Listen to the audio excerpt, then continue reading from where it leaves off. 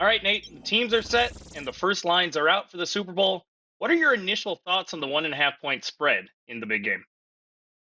Yeah, so I personally thought that the Eagles would take some of the early money when this line came out at Chiefs minus 1.5.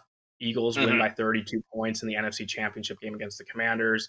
They score 55 points themselves, and the Chiefs only beat the Bills by a field goal. So just based on like what we saw, recent results, usually the team that is a little bit more emphatic and dominant in the win takes the early money in the Super Bowl, especially Yeah. with this game being played in 2 weeks. So it always change, but I thought Philly would take the early money, but it pretty much held steady at Chiefs minus 1.5. I think what will determine where this line goes is the injury statuses on the Eagles' offensive line to center Cam Jurgens and guard Landon Hmm. Dickerson.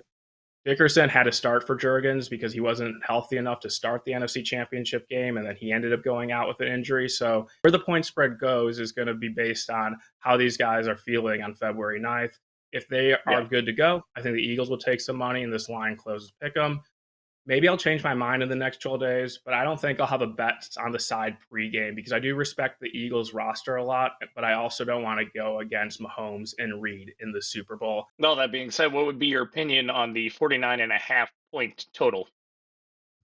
Yeah, so I do have an opinion on this. I like the under here at 49 and a half. Okay. Before the conference championship games, there was hypothetical point spreads and totals for this matchup where we saw the Chiefs minus 1.5, so nothing changed there, Hmm. but the total was only 46 and a half. So now we're at 49 and a half. It makes sense. Both teams put up points on Sunday, but I also think a large part of why those teams had success offensively was the Commanders and Bills defenses were the worst units Yeah. on the field in those respective games.